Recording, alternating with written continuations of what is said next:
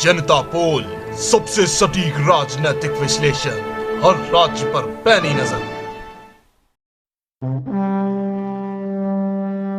नमस्कार, जनता पोल पर आपका स्वागत है और आप देख रहे हैं चुनावी विशेष में मुद्दा पश्चिम बंगाल विधानसभा चुनाव 2021 का। क्या बंगाल की रणभूमि में फिर होगा ममता बनर्जी का राज तिलक, या इस बार भाजपा बनेगी तृणमूल और विरोधियों के लिए बेहद कड़ी चुनौती? क्या 33 वर्षों तक बंगाल में शासन करने वाले लेफ्ट को कांग्रेस से गठबंधन का मिलेगा जमीनी फायदा? कैसा बन रहा है बंगाल में जमीनी राजनीतिक समीकरण, और आज चुनाव हो तो किस दल को मिलेगी कितने विधानसभा सीटों पर जीत? इसी कड़क मुद्दे पर पेश है जनता पोल का राजनीतिक विश्लेषण, अवश्य देखिए।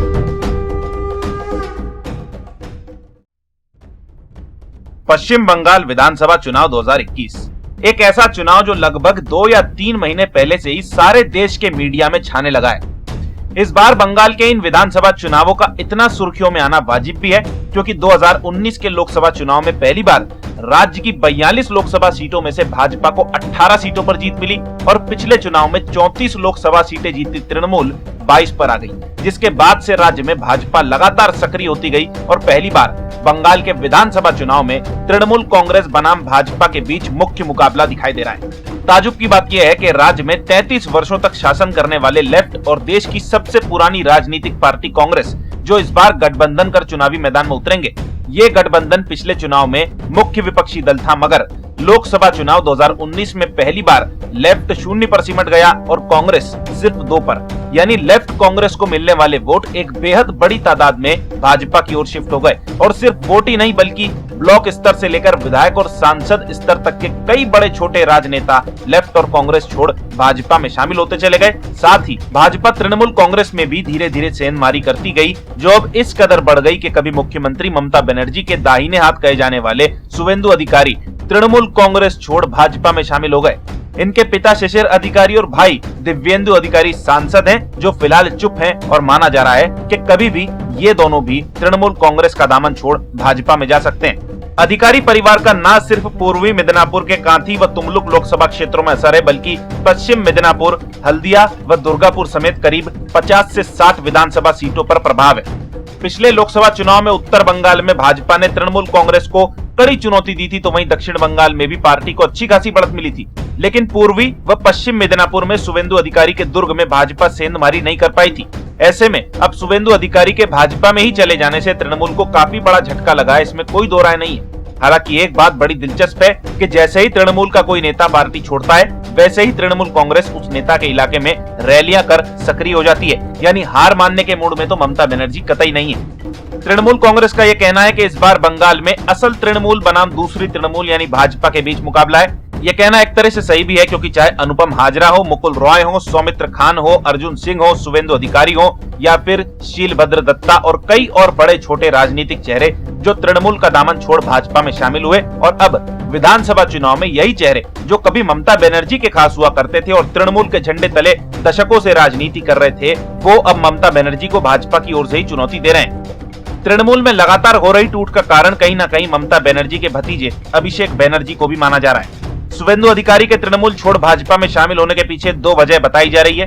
पहली ये कि शुवेंदु जैसे इतने बड़े कद के राजनेता के तृणमूल में होने के बावजूद ममता बनर्जी अपने भतीजे अभिषेक बनर्जी को ज्यादा तवज्जो दे रही थी, और दूसरी वजह ये कि चुनावी रणनीतिकार प्रशांत किशोर का तृणमूल कांग्रेस के बड़े संगठनात्मक फैसलों के साथ ही चुनावी फैसलों में बड़ा दखल शुवेंदु अधिकारी को नागवार गुजरा। हाल ही में प्रशांत किशोर ने भी यह दावा किया कि राज्य में भाजपा 100 का आंकड़ा भी नहीं छू पाएगी, जिसके पलटवार में भाजपा के राष्ट्रीय महासचिव कैलाश विजयवर्गीय ने कहा कि बंगाल चुनाव के बाद प्रशांत किशोर का करियर समाप्त हो जाएगा। सीधे तौर पर देखें तो काफी लंबे समय बाद भाजपा का किसी संगठन स्तर की पार्टी से मुकाबला हो रहा है, इसलिए बंगाल का ये चुनावी दंगल काफी दिलचस्प हो चुका है। चलिए अब बात करते हैं हमारे द्वारा किए गए विश्लेषण के आंकड़ों की। आपको बता दें कि ये आंकड़े कई नए पुराने चुनावों, राज्य स्तरीय पत्रकारों द्वारा किए गए विश्लेषणों और फीडबैक के साथ ही कई और बड़े छोटे जमीनी मुद्दों, स्थानीय अखबारों की रिपोर्ट्स पर आधारित है।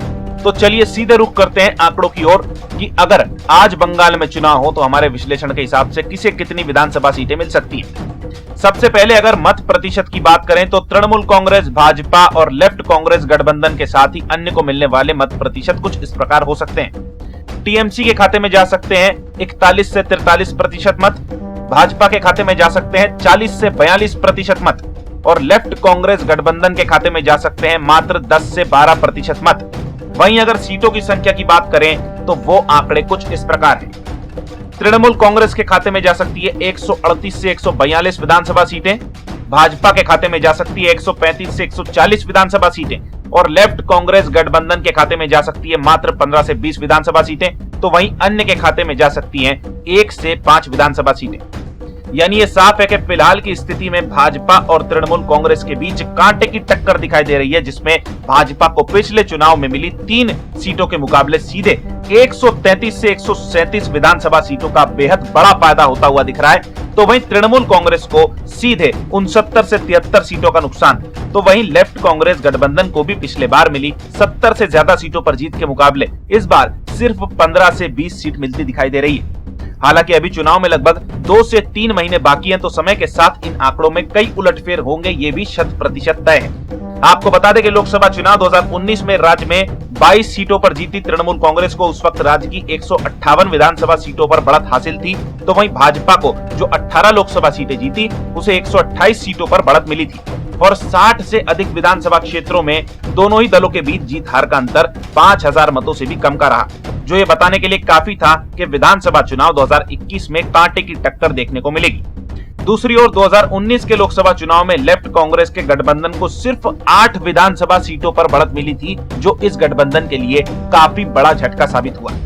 अब देश के इतने बड़े चुनावी रणनीतिकार प्रशांत किशोर, जिन्होंने दिल्ली में केजरीवाल के लिए भी चुनाव प्रबंधन संभाला था, वे ममता बनर्जी के लिए बंगाल में चुनावी बिसात बिछा रहे हैं। तो ये भी साफ है कि तृणमूल खेमा भी शांत बैठने वाला तो नहीं है। और ऐसे में प्रशांत किशोर द्वारा तृणमूल की एक तरफा जीत और भाजपा का 100 का आंकड़ा भी ना पार कर पाने वाले दावे के बाद राज्य का सियासी पारा और भी चढ़ गया है। मगर जिस तरह से केंद्रीय गृह मंत्री अमित शाह लगातार बंगाल के दौरे कर रहे हैं और तृणमूल में जिस तरह की टूट हो रही है, उसे देखते हुए ये कहना कतई गलत नहीं कि भाजपा इस बार तृणमूल कांग्रेस के लिए वाकई जमीन पर चुनौती तो साबित हो रही है। वहीं ओवैसी की पार्टी AIMIM के भी बंगाल के विधानसभा चुनाव में उतरने की चर्चाएं हैं, जिसने तृणमूल कांग्रेस समेत लेफ्ट और कांग्रेस की चिंताएं भी बढ़ा दी है। इस सब के बीच एक और राजनीतिक खिचड़ी पकाई जा रही है, जिस पर मुख्य मीडिया की पारखी नजर या तो ज्यादा पड़ नहीं रही है या फिर इस मुद्दे को ज्यादा तवज्जो फिलहाल नहीं दी जा रही है। मगर चंद दिनों पहले महाराष्ट्र में भाजपा के मुख में हाथ डालकर सत्ता खींच निकालने वाले भारतीय राजनीति के चाणक्य कहलाने वाले शरद पवार ने हाल ही में ममता बनर्जी से 2 बार चुनाव के सिलसिले में बात की है और माना जा रहा है कि जनवरी में शरद पवार बंगाल का दौरा कर सकते हैं। महाराष्ट्र के स्थानीय अखबारों की माने तो शरद पवार ने ममता से बेहद देर तक बात की और चुनावी रणनीति को लेकर कई अहम सलाहें भी दी। माना जा रहा है कि पर्दे के पीछे शरद पवार काफी सक्रिय हो चुके हैं और किसान आंदोलन के सहारे विपक्ष को एकजुट करने की रणनीति बना रहे हैं, जिसके तहत MK स्टालिन, अरविंद केजरीवाल और दक्षिण उत्तर के कई क्षत्रपों से शरद पवार बात भी कर चुके हैं। माना जा रहा है कि जनवरी में पवार पश्चिम बंगाल में एक बड़ी रैली करने की तैयारी में है, जिसमें उनके साथ ये सभी विपक्षी नेता मंच साझा कर सकते हैं। दूसरी ओर राष्ट्रीय स्तर पर वो 23 राजनेता जिन्होंने कांग्रेस की राष्ट्रीय अध्यक्षा सोनिया गांधी को चिट्ठी लिखी थी, इन 23 नेताओं की हाल ही में सोनिया गांधी से मुलाकात करवाने में मुख्य भूमिका निभाई मध्य प्रदेश के पूर्व मुख्यमंत्री कमलनाथ ने।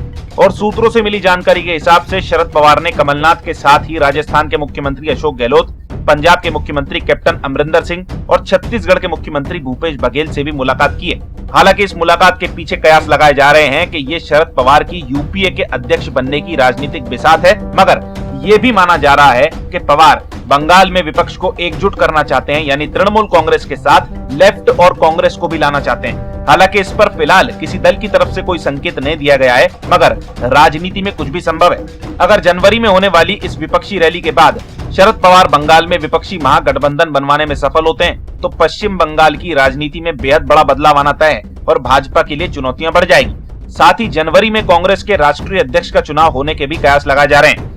इसलिए ये कहना कतई गलत नहीं कि आने वाले 2 महीने बंगाल के साथ ही देश की राजनीति के लिए भी काफी महत्वपूर्ण रहेंगे। मगर फिलहाल की परिस्थिति को देखते हुए ये कहा जा सकता है कि अभी तो बंगाल में तृणमूल कांग्रेस और भाजपा के बीच पहली बार कांटे की टक्कर देखने को मिल रही है। खैर, राजनीति, रणनीति, चुनावों और अन्य मुद्दों पर विश्लेषण लगातार होते रहेंगे। हमारे साथ बने रहने के लिए धन्यवाद। देखते रहिए जनता पोल। जय हिंद, जय भारत।